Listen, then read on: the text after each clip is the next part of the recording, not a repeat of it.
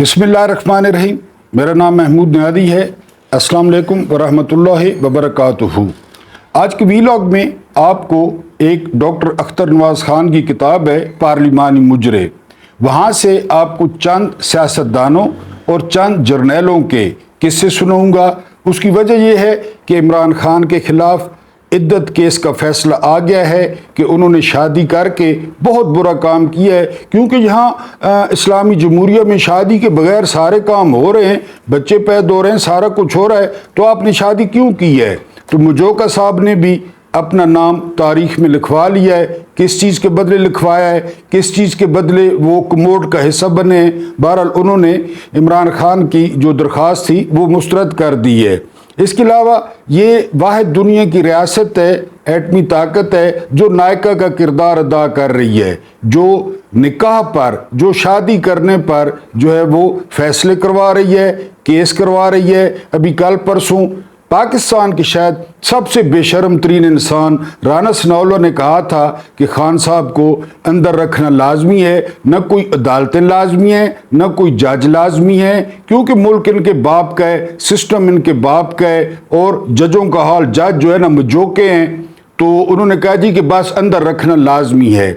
इसके अलावा पानी में मधानी आज भी चली सुप्रीम कोर्ट में, लेकिन उसमें से मक्खन न निकल सका। जजों ने जब ताबड़तोड़ हमले किए इलेक्शन कमीशन के वकील पर, तो फिर मैंने आपको 1000 दफ़ा बताया है कि कादी फायज़ ईसा वो इस निज़ाम के 1122 हैं, वो फौरी तौर पे पहुंचते हैं, और इस निज़ाम की जो जान है वो कादी फायज़ ईसा में है कि ये कादी फायज़ ईसा होंगे तो ये निज़ाम चलेगा। तो अपना वीलॉग जो है वो शुरू करते हैं इद्दत केस से।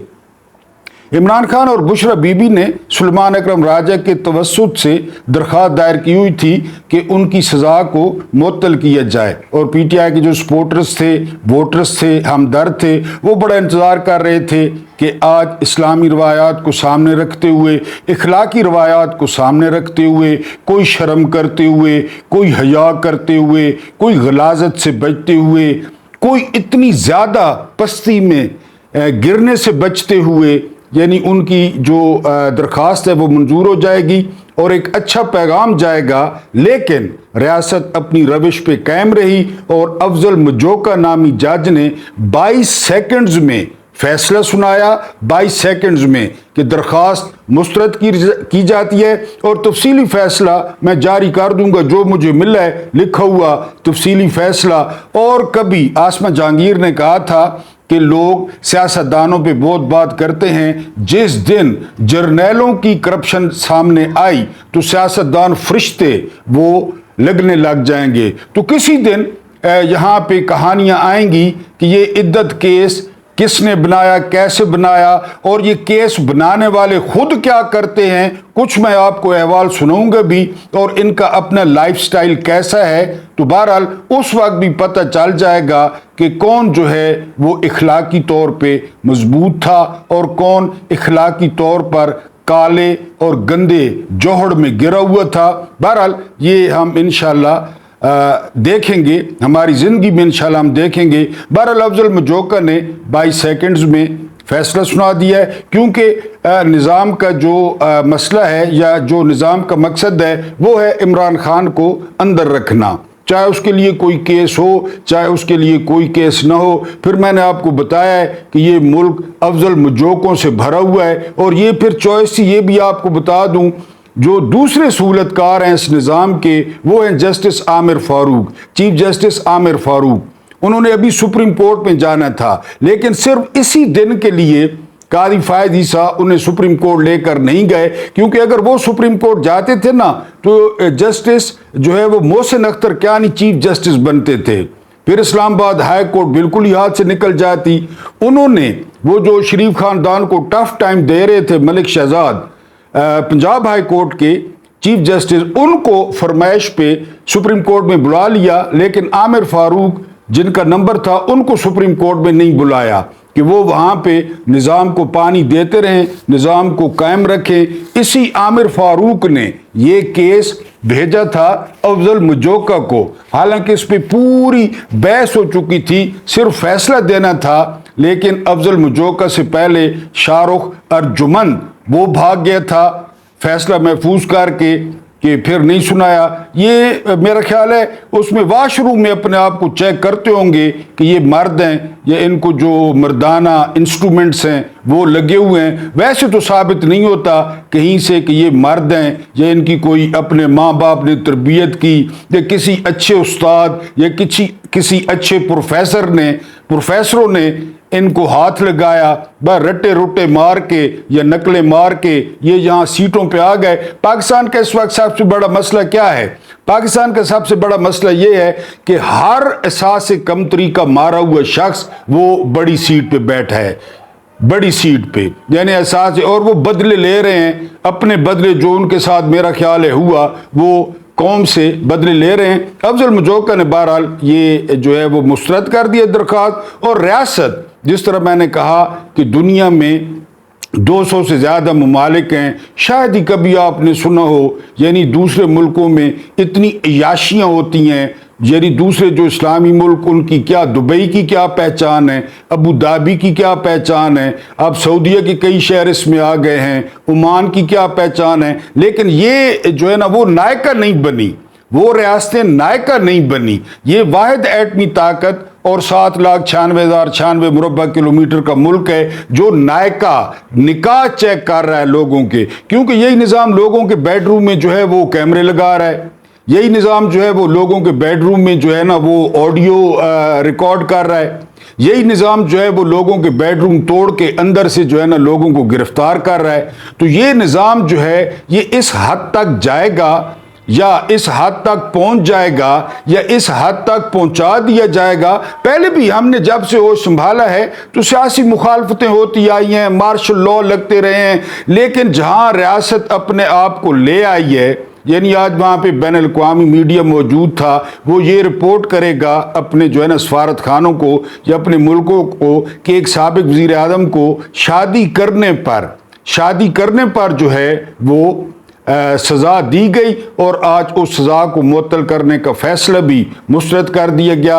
اور شرم آتی ہے، یہ جو بڑے بڑے علماء موجود ہیں، ان کے آپ پگڑ دیکھیں، ان کی آپ گھنی داڑیاں دیکھیں، ان کے آپ فالورز دیکھیں، لیکن یہ آپ کو ممبروں پر بیٹھ کے وہ حسین کا درس دیں گے، یا آپ کو ممبروں پہ بیٹھ کے وہ کہانیاں سنائیں گے، لیکن مجال ہے کہ کسی شخص نے سامنے آ کر، کوئی 10-15 نامی گرامی علماء نے سامنے آ کر کہا ہو کہ یہ تم لوگ جو ہے وہ کیوں گندگی میں ہاتھ مار رہے ہو، اور کیوں تم لوگ وہ گندگی اٹھا کے اپنے چہرے پہ مل رہے ہو، اور کیوں ریاست کو نائکا بنا رہے ہو، یہ کسی میں جو ہے نا وہ جرت نہیں ہوئی۔ آپ کو پتہ ہے حلوہ مانڈا یہاں پہ جو ہے نا وہ علی شریعتی نے کہا تھا کہ جب تم حق بات کہو نا تو اس سے فرق نہیں پڑتا کہ تم لوگ مسجد میں کھڑے ہو یا کسی جو ہے نا وہ شراب خانے میں کھڑے ہو، اگر آپ حق بات کہتے ہو۔ لیکن یہ یہاں پہ بڑے بڑے لوگ، بڑے بڑے علماء، ان کے پاس بڑی بڑی لینڈ کروزریں اور ان کے بڑے بڑے جو ہے نا وہ مدرسے، لیکن مجال ہے کہ کسی نے کہا ہو کہ ریاست اس حد تک نہ جائے، اور جو ہے نا، اور ان کے تمام بیانیوں کو، چاہے وہ 9 مئی والا ہو، چاہے وہ عدت والا ہو، وہ 8 فروری کو لوگوں نے جواب دے دیا۔ جو مہذب ملک ہے وہاں یہی جواب ہوتا ہے، اور یہی جواب کافی سمجھا جاتا ہے کہ جو چہرے پہ ترپڑ لگے، جو چہرے پہ تھوکیں پڑی ان کے سارے پروپیگنڈے کے جواب میں، لیکن نہیں، آپ کو پتہ ہے یعنی وہ جو ہے نا کہ نہیں، ہم تو جی وہ نہیں مانتے، یہ کوئی لوگ تھوڑے ہی ہیں، یہ تو رعایا ہیں، یہ تو بھیڑ بکریاں ہیں، یہ تو جو ہے نا وہ کیڑے مکوڑے ہیں، ہم تو ان کی نہیں سنتے۔ بہرحال آج پھر پانی میں مدھانی لگی۔ میں نے اس دن آپ کو کہا تھا ایک ویلاگ میں کہ 14 سال کے بچے سے پوچھ لیں کہ یہ جو آزاد امیدوار تھے، جو یعنی پی ٹی آئی جن کو سپورٹ کر رہی تھی، ان کو ووٹ کس پہ پڑا ہے؟ عمران خان کی وجہ سے پڑا ہے یا ان کی ذاتی شخصیت کی وجہ سے پڑا ہے؟ وہ 14 سال کا بچہ آپ کو بتا دے گا۔ لیکن میں نے آپ کو بتایا ہے کہ 13 ججوں کی فل کورٹ بیٹھی ہے، ان کو سمجھ نہیں آ رہی کہ یہ ووٹ جو ہے نا کس کو پڑے ہیں۔ آج جب قاضی فائد عیسیٰ صاحب بہت زیادہ پھنس گئے، یعنی جسٹس عائشہ ملک صاحبہ نے، اس کے علاوہ جسٹس اطہر من اللہ نے، جسٹس منصور علی شاہ نے، جسٹس منیب اختر نے جب کراس کویسچننگ کی الیکشن کمیشن کے وکیل سے کہ یہ آپ نے کیا کیا ہے، یہ کیا کیا ہے، یہ کیا کیا ہے، تمام کی ذمہ داری آپ لوگوں پہ عائد ہوتی ہے کہ آپ نے جو ہے، اور پھر انڈائریکٹ ذمہ داری وہیں پہ درمیان میں بیٹھا ہوا قاضی فائز عیسیٰ کہ اس پہ عائد ہوتی ہے جس نے نشان چھین لیا، جس نے پارٹی کو بکھیر دیا، جس نے لوگوں کو کنفیوز کر دیا، جس نے امیدواروں کو کنفیوز کر دیا، اور جس کی وجہ سے یہ حالات وہ پیدا ہو رہے ہیں۔ لیکن میں آپ کو پہلے بتا چکا ہوں کہ قاضی فائز عیسیٰ کی اپنا چھچڑا پھنسا ہوا ہے، وہ جو چھچڑا پھینکتا ہے کسائی اس طرح کر کے، وہ ہے ایکسٹینشن۔ اب قاضی فائز عیسیٰ پی ٹی آئی یا سنی اتحاد کونسل کے حق میں فیصلہ دیتا ہے تو ایکسٹینشن جاتی ہے، اور وہ اکتوبر میں وہ اس نے دفع ہونا ہے، وہ کوڑے دان کا حصہ بننا ہے، کموڈ میں اسے فلش کر دیا جائے گا ہمیشہ کے لیے، جس طرح کموڈ میں فلش کیا جاتا ہے۔ اور اس کا جسٹس منیر کو اب لوگ بھول جائیں گے۔ اب لوگ جب آئندہ مثالیں دیں گے نا تو جسٹس منیر کا بڑا بھلا کر دیا ہے قاضی فائز عیسیٰ نے۔ ہم نے ہوش سنبھالا ہے تو ہم سنتے تھے کہ جسٹس منیر لانتی تھا، جسٹس منیر جو ہے نا وہ کمپرومائز تھا، جسٹس منیر نے اس ملک میں جمہوریت کی جڑیں کاٹیں۔ اب جسٹس منصور کی قبر کو بہرحال سکون آ گیا ہوگا کہ جی اب بڑا شکر ہے قاضی فائز عیسیٰ جج بنا۔ قاضی فائز عیسیٰ کو کانے دجال افتخار چودھری نے سپریم کورٹ کا جج بنایا اور وہ حادثاتی طور پہ چیف جسٹس بن گیا۔ اب بہرحال وہ جو جسٹس منیر تھا اس سے کچھ وزن کم ہوگا اور وزن شفٹ ہوگا قاضی فائز عیسیٰ پہ۔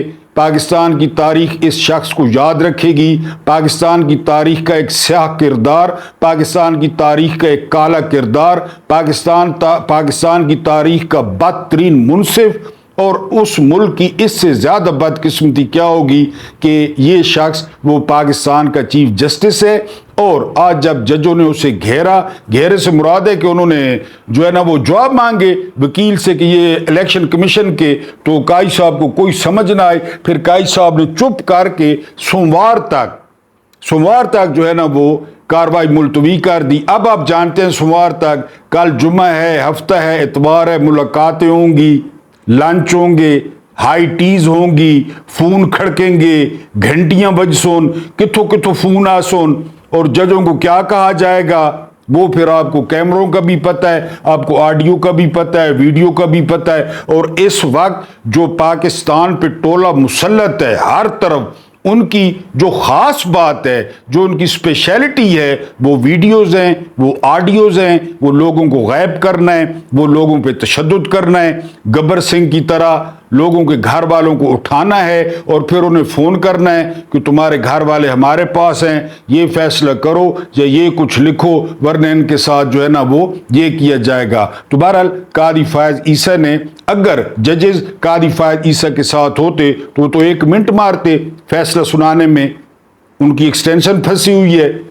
لیکن قاضی فائز عیسیٰ کے ساتھ ابھی سلام ہے ان ججوں کو، ان عظیم ججوں کو۔ آپ دیکھتے ہیں کہ یہ 3-4 دن وہ ججز کیسے گزارتے ہیں، ان سے کیسے رابطے ہوتے ہیں، یا وہ کتنے کمپرومائز ہوتے ہیں، یہ آپ دیکھنا ہے، کیونکہ سوموار تک جو ہے وہ چلی گئی ہے جو ہے وہ پروسیڈنگ، اب سوموار کو ہوگی۔ اب جو میں آپ کو بتا رہا تھا شروع میں، عدت کیس کی وجہ سے، یعنی اس ریفرنس کے ساتھ، ویسے نہیں، عدت کیس کے ریفرنس کے ساتھ کہ ان جو ہے نا یہ حاجیوں کا اور ان متقیوں کا جو چہرہ ہے وہ آپ کے سامنے رکھنا ہے۔ اور یہ سارے واقعات عمران خان سے پہلے کے ہیں، کیونکہ ہالینڈ کا ایک شہد آتا تھا بڑا سپیشل ایوان صدر میں، اور اس شہد کا کام، شہد آپ کو پتہ ہے اس شہد کا کام ہوتا تھا، اور اس شہد کا مقام ہوتا تھا نور جہان کی چھاتیاں۔ وہ نور جہان کی چھاتیوں پہ انڈیلا جاتا اور وہاں سے پھر chief of army staff general Yahya Khan اس کو چاٹا کرتے، یعنی وہاں چھاتیوں سے، بریسٹ سے، کیونکہ ویسے چمچوں کے ساتھ لینا یا وہ تو پھر پتہ ہے ہر کوئی لیتا ہے، تو یہ یحییٰ خان وہاں سے وہ چاٹتا اور جب نیوز ویک نے تبصرہ کیا کہ جو گورے ہیں نا وہ ناشتہ کرتے ہیں سور کے ساتھ، جو فرینچ ہیں وہ ناشتہ کرتے ہیں سوسس کے ساتھ، اور جو یایا خان ہیں وہ اپنا ناشتہ زنا کے ساتھ کرتا ہے۔ یہ یایا خان یہ جو عدت والے کیس بنا رہے ہیں نا اور فیصلے سنوا رہے ہیں، میں نے کہا ذرا ان کو تھوڑا سا بتا دوں کہ شاید کہاں سے چاٹا جاتا تھا۔ ایک اور قصہ آپ کے سامنے پیش کرتا ہوں، اور وہ ہیں جی جنرل فضل حق، لیفٹیننٹ جنرل فضل حق۔ یہ گورنر بھی رہے اس کے پی کے اور ضیاء صاحب کے بڑے قریب تھے، اور ان کے بارے میں کہا جاتا ہے کہ جو بھٹو کے خلاف مارشل لاء لگا تھا اس کے مرکزی کردار یہ تھے۔ تو ان کی ذرا آپ پریزگاری کو جو ہے نا وہ چیک کریں۔ ان کی پریزگاری کیا کہتی ہے؟ سیاسی کارناموں کے ساتھ ساتھ ان کی رنگین مزاجی کے قصے بھی بہت گونجے۔ پارلیمانی مجرے اور پیج نمبر ہے 128، بہت گونجے۔ ایبٹ آباد سے تعلق رکھنے والی ایک ڈینٹل سرجن کے وہ عاشق تھے۔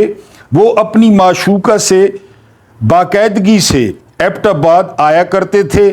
ڈاکٹر جو اس وقت آرمی میں کرنل کے عہدے پر تعینات تھی، وہ بھی کرنل تھی، نے جنرل فضل حق کو کبھی خفا نہ کیا، ہمیشہ خوش کیا۔ ذرائع کے مطابق دونوں کے عشق کی نشانی حمل کی صورت میں سامنے آنے لگی تو جنرل فضل حق نے جو ہے وہ اپنے ایک بہت قریبی دوست کو پرنسپل ایوب میڈیکل کالج نے جو ہے نا وہ ایک دوست پرنسپل ایوب میڈیکل کالج نے دوستی کا حق نبھاتے ہوئے ڈینٹل سرجن سے شادی کر لی۔ جب یعنی وہ نشانی ظاہر ہونے لگی عشق کی جنرل صاحب کی، تو پھر انہوں نے پرنسپل سے شادی کروا دی، اور آپ کو پتہ ہے شادی کیسے کروائی ہوگی وہ مجھے بتانے کی ضرورت نہیں ہے۔ اب ہے جی بازار حسن اور سیاست، پیج نمبر ہے 135، اور یہی پارلیمانی مجرے۔ شاید ہی کوئی ایسا سیاستدان ہوگا جو کبھی بازار حسن نہ گیا ہو، بلکہ کسی ظالم نے تو یہاں تک لکھا کہ موجودہ دور میں مقتدر اور حکمران طبقات کے شاہی محلات تک جانے والے اکثر راستے شاہی محلے سے ہو کر گزرتے ہیں۔ آپ کو راجہ اندر کے اکھاڑے، عیاش سلاطین کی حرم سرائیں، محمد شاہ رنگیلا کا قلعہ معلیٰ نہیں بھولا ہوگا۔ حالانکہ سیاستدانوں اور رئیس زادوں نے اپنی کوشش سے ان کے کارناموں کو چھپانے کی کوشش کی۔ جدید دور کے رنگیلے سیاستدانوں نے فلمی ہیروئنوں اور بازار حسن کی ہر تتلی کو اپنے نوٹوں کے بل بوتے پر ناچتا ہوا دیکھا۔ ملکہ ترنم نور جہان سے لے کر ریما تک شو بیس کی تقریباً تمام پریاں حکمران طبقے سے تعلق رکھنے والے شرفاء کے اشاروں پر ناچتی رہی ہیں۔ 135 پیج پارلیمانی مجرے۔ یہ جواب ہے عدت کیس کا۔ اپنے جرائم پر وہ کبھی خفیہ شادی کے ذریعے تو کبھی دولت کے ذریعے پردہ ڈالتے رہے ہیں۔ دولت کا لشکارہ دیکھ کر نازنین اپنے لبوں کو سی لیتی۔ بازار حسن کی تتلیاں بڑے بڑے سیاستدانوں اور مقتدروں کو اپنا شکار کرتی، یوں ان کی مارکیٹ ویلیو میں بے پناہ اضافہ ہوتا۔ یہ تھا جی بازار حسن۔ اس کے بعد میں آپ کو کون سی سٹوری سناؤں گا؟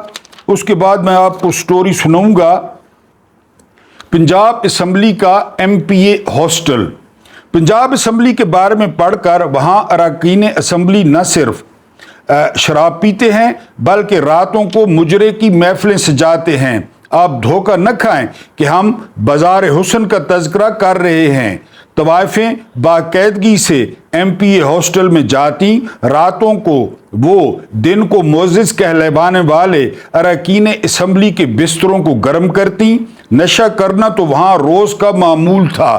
اراکین اسمبلی ہاسٹل میں وہ اودھم مچاتے کہ ایک MPA کو کہنا پڑا کہ MPA ہاسٹل میں اراکین اسمبلی شراب نوشی کرتے ہیں اور رات کو طوائفیں ہاسٹل میں آتی ہیں۔ اس سے پہلے کہ امن و امان کا مسئلہ پیدا ہو، اسپیکر کو ایکشن لینا چاہیے۔ شراب پر ملک میں پابندی ہے، مگر پنجاب اسمبلی کے MPA ہاسٹل میں شراب کو پانی کی طرح نوش جان بنایا جاتا۔ آپ کو یاد ہوگا جمشید دستی نے شراب کی بوتلیں نکالی تھی۔ ادھر پارلیمانی लॉजेस से, याद होगा आपको, ये MPA हॉस्टल है पंजाब का, पानी की तरह नोश जान बनाया जाता। एक मौके पर नशे में धुत एक मेंबर ने तो यहां तक कहा, तवाइफें MPA हॉस्टल नहीं आएंगी तो और कहां जाएंगी। ये इद्दत केस वाले हैं।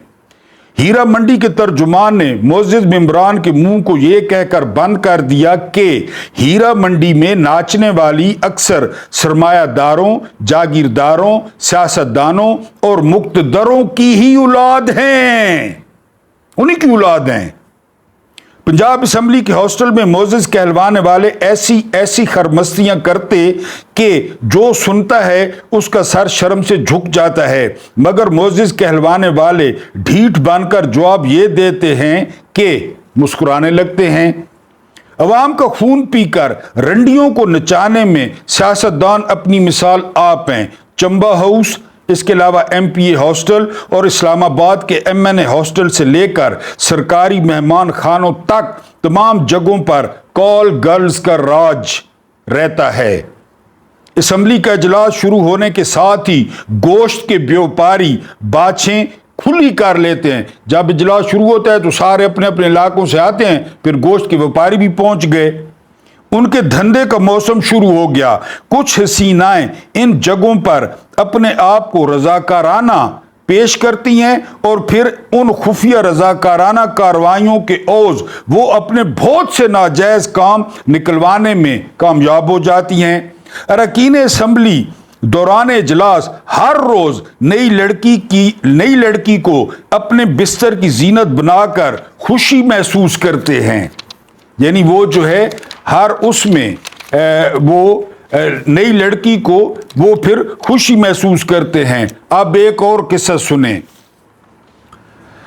एक हफ्त रोज़ा ने अपनी इशात में किस्सा चाबियों के बदलने का में शुरफा के रोंगटे खड़े कर देने वाला इंकशाफ किया। उसने हुकूमत में वुज़रा की ऐश पसंदियों के तज़किरे में लिखा कि जमातों की वर्कर औरतें नौखेज लड़कियों को कॉलेज में दाखिला दिलवाने या मुलाजमत दिलवाने के बहाने अपने हुस्न परस्त वजीरों के हुजूर पेश करती।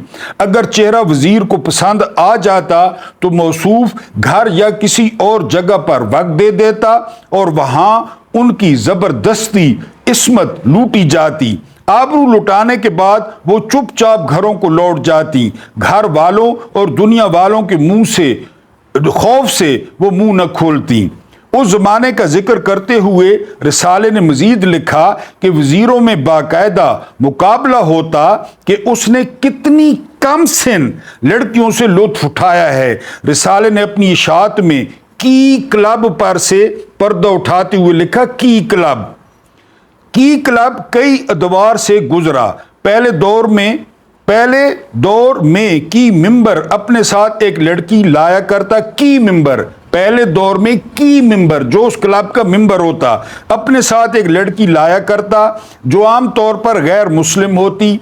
कारों की चाबियों के जरिए अपने अपने पार्टनर का इंतखाब होता और फिर कारों पर बैठकर मेंबरान अपना अपना पार्टनर लेकर चले जाते।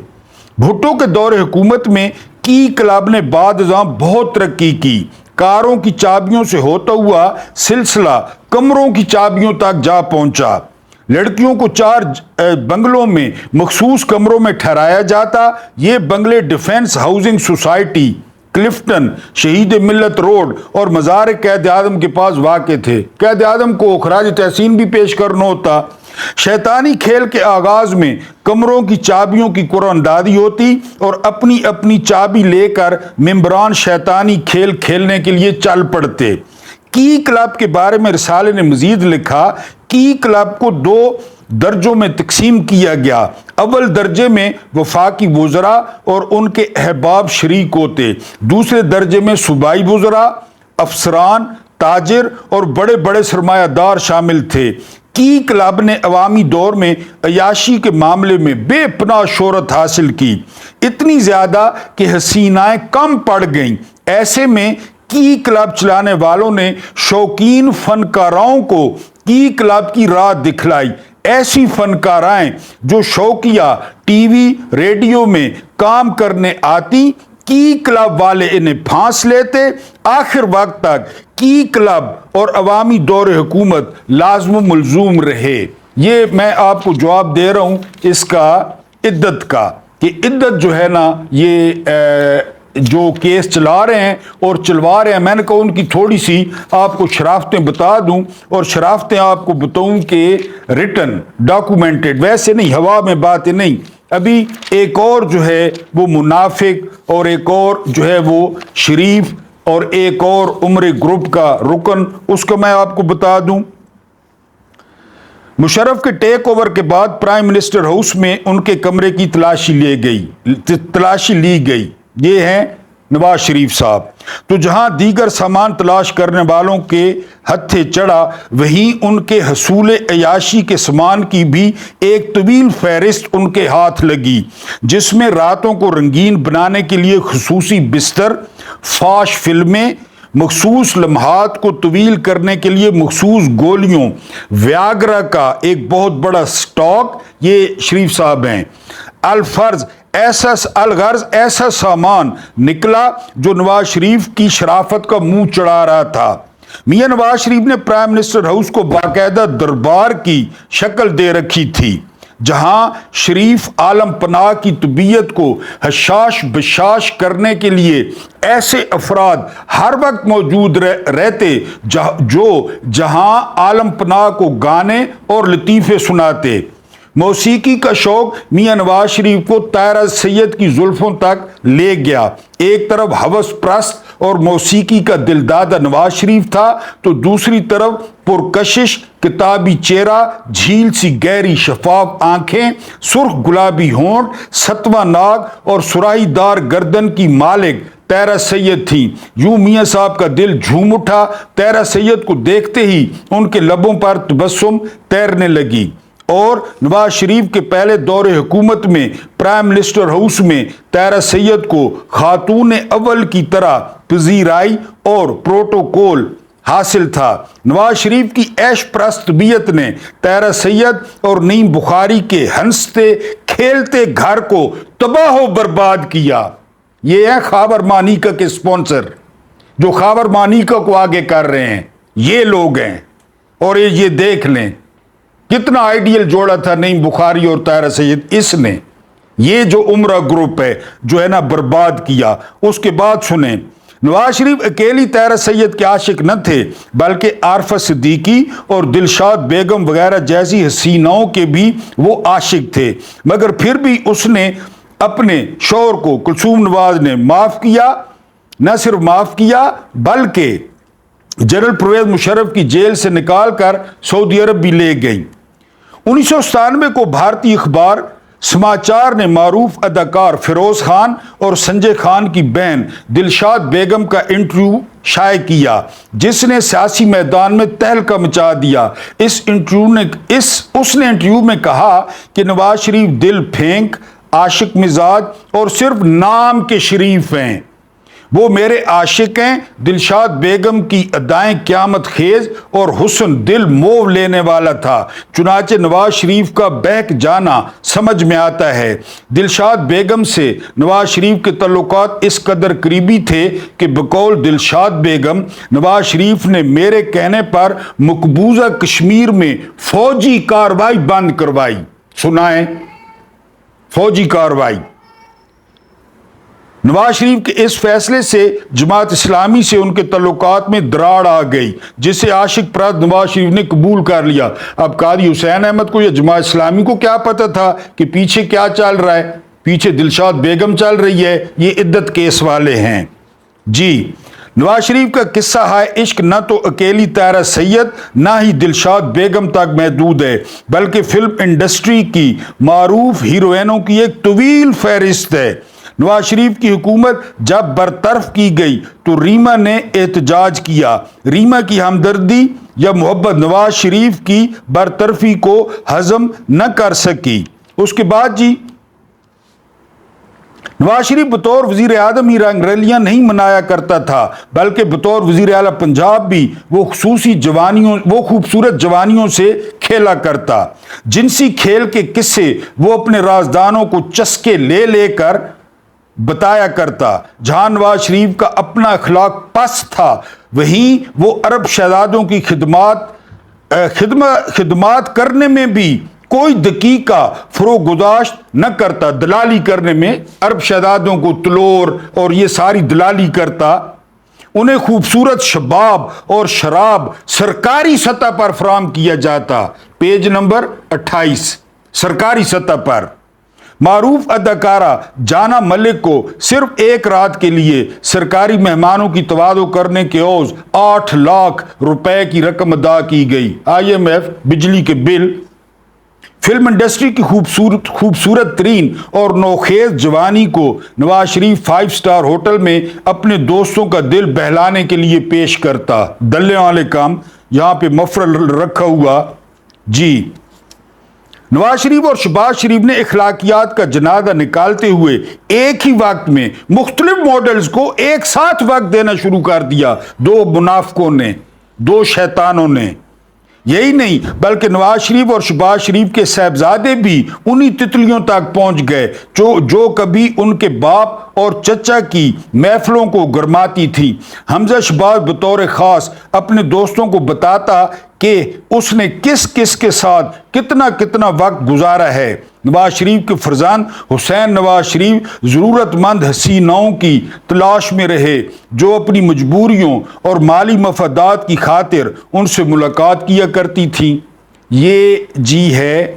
اور نواز شریف وہ لاہور سے اسلام آباد تک، راول پنڈی تک ٹرین کا سفر کرتے اور راستے میں کسی مخصوص اسٹیشن سے خصوصی مہمان سوار ہوتے، پھر پورا راستہ انجوائے کیا جاتا اور راستے میں پنڈی آنے سے پہلے کسی گمنام اسٹیشن پر وہ مہمان جو ہے وہ اتر جاتے۔ یہ شریف صاحب ہیں۔ ان شریفوں کا ایک اور شریف کا بھی چہرہ ملاحظہ فرمائیں۔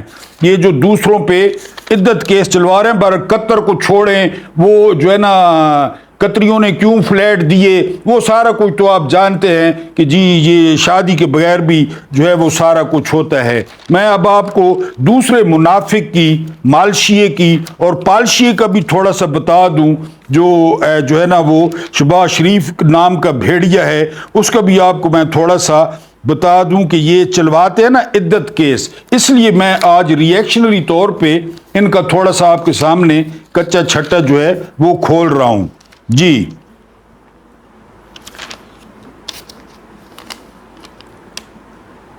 عشق و مستی کے کھیل میں شہباز شریف مصطفیٰ کھر کی گرد کو بھی نہ پہنچ سکے۔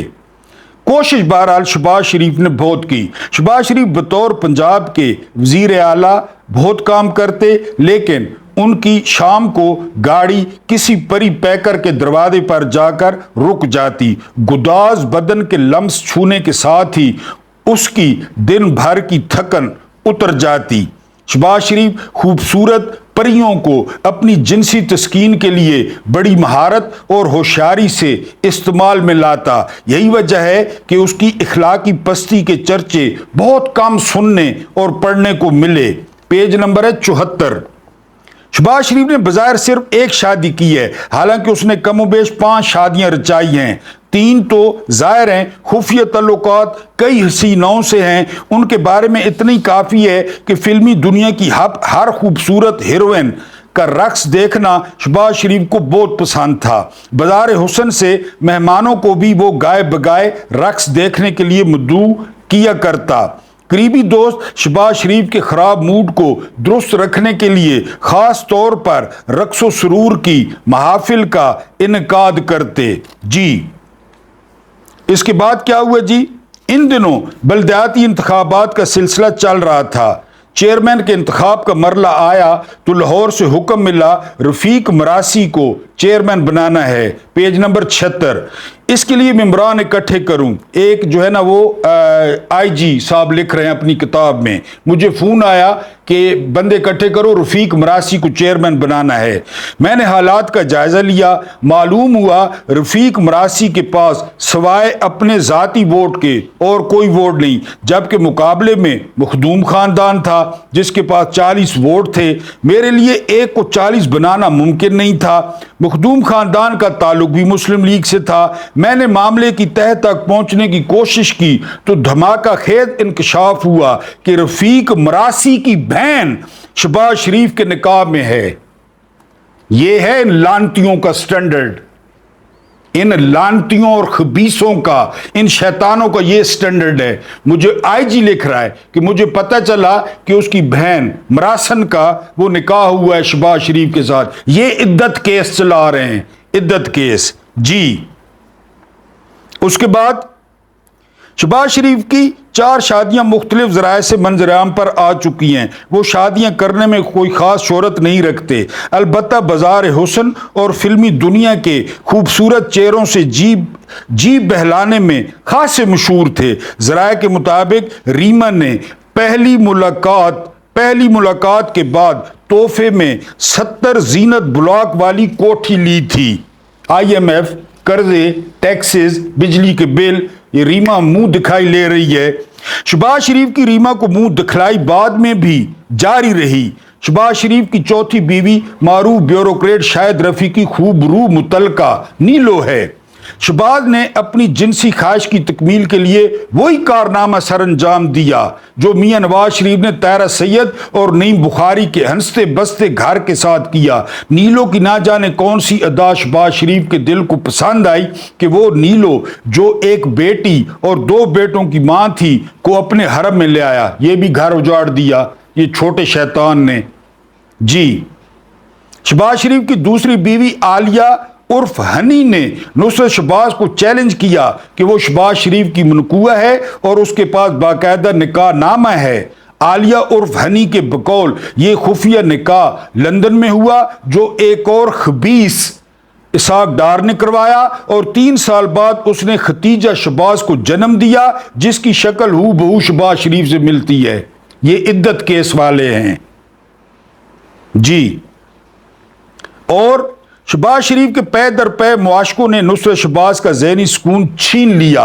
अक्सर दोनों के माबैन लड़ाई झगड़ा होता रहता और बहुत ज़्यादा है, लेकिन मुझे उम्मीद है कि आप इद्दत केस वालों का ये चेहरा लोगों को दिखाएंगे, इन शरीफों का, और इस वीडियो को शेयर करेंगे, लाइक करेंगे और दूसरा अपने कमेंट्स भी करेंगे। ये मैंने असल में उनको जवाब दिया है जिन्होंने आज इद्दत केस में फैसला करवाया है। अल्लाह पाक आप लोगों को आसानियां अता फरमाए, आसानियां बांटने की तौफीक अता फरमाए। अल्लाह पाक आप लोगों के दस्तरखानों और आप लोगों की रोजियों में वुसअत दे। मुझे बर्दाश्त करने का बहुत बहुत शुक्रिया।